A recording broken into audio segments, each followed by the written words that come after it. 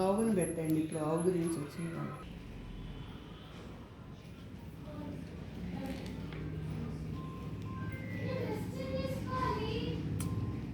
సరే మా ఇంట్లోకి ఇష్టం.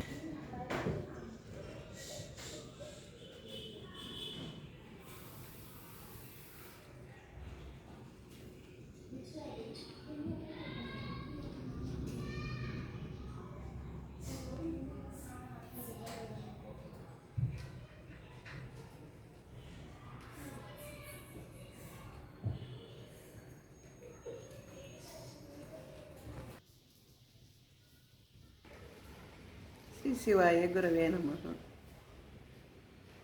హరహర మహాదేవ. ఈరోజు నేను మరి ఒక 5వ ఎపిసోడ్ ఇది మనకి. ఈ రోజున మనం బాలయోగేశ్వర భగవాన్ గారి గురించి మరి ఒక అద్భుతమైన విశేషం తెలుసుకుందాము. ఏమిటంటే సావిత్రిబాయి బాలయోగేశ్వర భగవాన్ గారు అలా తపస్సులోనే ఉన్నందువల్ల ఆ కుమారుని చూసుకుని ఆవిడ కన్నీరు మున్నీరుగా ఏడుస్తూ ఉంటుంది. భగవాన్ బాలయోగి వద్ద అక్కడ ఉన్న వాళ్ళందరూ ఆ ఊరి ప్రజలు ఒక షెడ్ వేశారు కదా, ఆయన ఎండకు వానకు తడవకుండాను. ఆ షెడ్డులో ఆయన కూర్చొని తపస్సు చేసుకుంటున్నారు. ఆయన పైన షెడ్డు ఉన్నది కూడా ఆయనకి ఏమాత్రమో తెలియదు. ఆ గ్రామ ప్రజలు ఆ షెడ్డు వేసిన తర్వాత ఆ షెడ్డు మీద పాములు అవన్నీ తిరుగుతూ ఉండేవి. అందులో ఒక వింత ఏమిటంటే 5 తలగల గల నాగేంద్రుడు ఎప్పుడు ఆయన్ని కాపలా కాస్తూ ఉండేవాడు అన్నమాట, బాలయోగేశ్వర మహారాజుని. ఎందుకంటే సాక్షాత్తు ఆయన కృష్ణుడో శివుడో ఎవరో నీవు అని త్యాగరాజు కీర్తన పాడినట్లుగా ఆ మహానుభావుడిని 5 తలల సర్పం ఆయనకి అభయంగా ఉన్నదన్నమాట. అయితే భక్తులందరూ భయపడి ఆయన దగ్గర మనకు వెళ్ళేవారు కాదు. అయితే కిందనే ఏం చేసేవారు, కొబ్బరికాయలు అవి కొట్టి నమస్కారం చేసుకొని వెళ్ళిపోతూ ఉండేవారు. అక్కడ భగవాన్ గారు ఉన్న చోట ఒక పెద్ద రావి చెట్టు ఒకటి, ఒక వేప చెట్టు ఒకటి ఉండేది. అక్కడ అడవి పోచమ్మ అనే గ్రామదేవత మందిరం ఉన్నది. ఆ మందిరం దగ్గర ఈ ప్రజలందరూ చేరి అందరూను మా పోచమ్మకి బలి ఇవ్వటం మొదలుపెట్టారు. ఇలా కొంతకాలం జరిగిందనమాట. ఆ నాగదేవత సుబ్రహ్మణ్య స్వామిగా దర్శనం ఇస్తున్నందువలన పక్కనే ఉండటం వల్ల అక్కడ ప్రజలందరూ భయపడేవారు. కానీ దూరం నుంచి అక్కడికి బ్రాహ్మణులు, వైశ్యులు, స్వర్ణకారులు మొదలందరూ రావటం మొదలుపెట్టారన్నమాట. మొదలుపెట్టిన తర్వాత అప్పటి నుంచి మహిమాన్విత క్షేత్రంగా మహిమగా ఆ క్షేత్రాన్ని పిలువబడుతూ ఉంది. డప్పుల చప్పుళ్ళు, జనాల రాక ఇలా కొన్ని సంవత్సరాలు సాగింది మహిమాగఢ్లోనమాట. కానీ ఆయనకి మటుకు తపస్సులో ఉన్న సిద్ధయోగి కనుక ఆయనకేమీను అవేమి ఆయనకి అసలు పట్టనే లేదు, తెలియనే లేదు.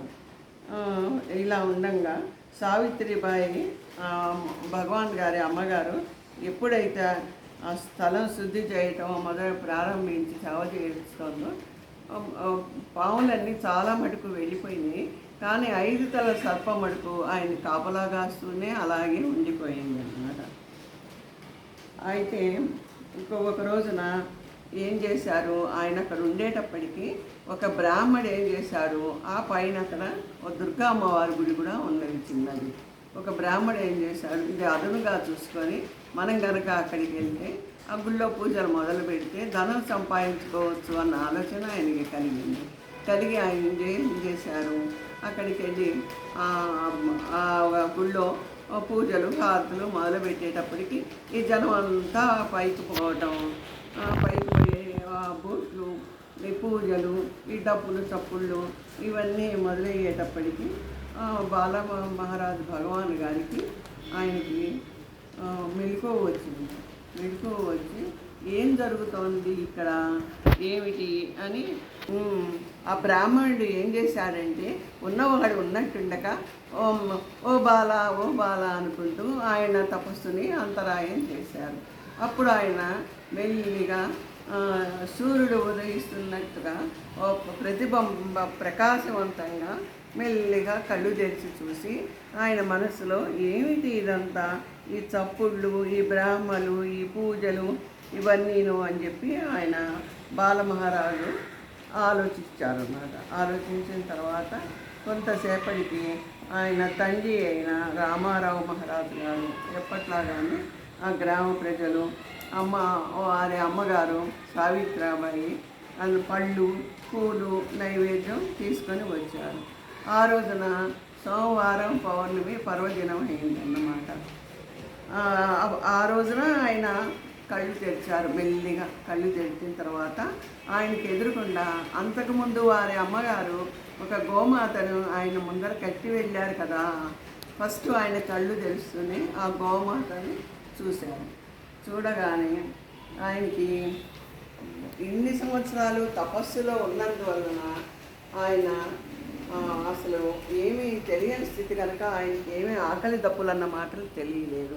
ఎప్పుడైతే ఆయన మన ఈ లోకంలోకి వచ్చారో అప్పుడు ఆయనకి ఆకలి అనే అనుభూతి కలిగిందనమాట. బాగా కలిగి ఆయన ఇన్నాళ్ళు తపస్సులో ఉన్నారు కదా, మాటలు మాట్లాడటం కూడా మర్చిపోయినారు అసలు. అందుకని ఆయన సౌజ్ఞతో నాకు ఆకలిగా ఉన్నది అని సౌజ్ఞ చేయగానే ఆ గోమాత ఈయన వంక చూసి, ఈయన విష్ణువా శివుడా ఏమిటి, ఆ గోమాత కూడా భగవత్ స్వరూపమే కదా. ఆ గోమాత అందులోని ఆ బాలయోగీశ్వర భగవాన్ గారి భగవంతుణ్ణి చూసుకొని అది పరుగున వెళ్ళి అది స్వయంగా బాలమహారాజు గారికి తను ఆయన నోటి గుండా పాలు అందించిందన్నమాట.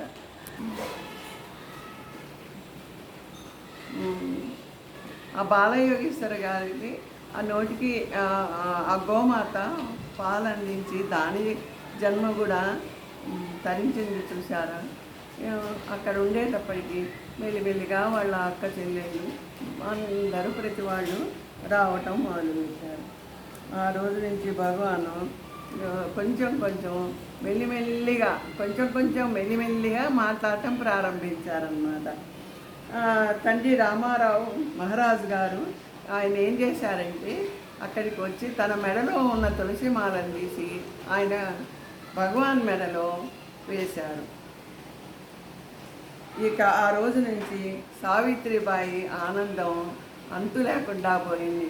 ఎంత ఆనందపడింది అనుకున్నారు. ఆవిడ దేవకీదేవికి కృష్ణ పరమాత్మ దూరం అయ్యి ఆ తల్లిని కలుసుకున్నప్పుడు దేవకీదేవి ఎంత ఆనంద పారవశ్యంలో మునిగిందో అంతకు ఎన్ని రెట్లో ఆనంద పారవశ్యం పొందినట్టుగా ఆవిడ గారు మన తల్లి సావిత్రాబాయి పరవశ్యం చెందింది.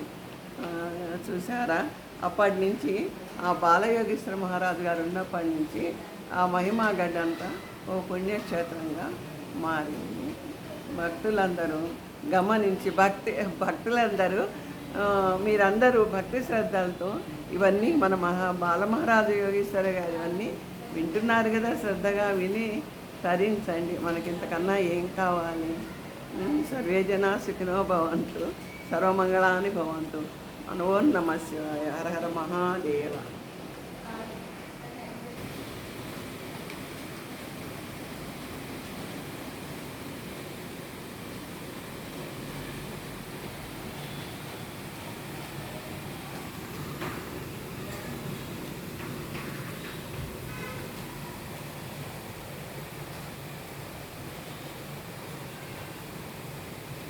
మరి ఇంటికి వెళ్ళి కాఫీ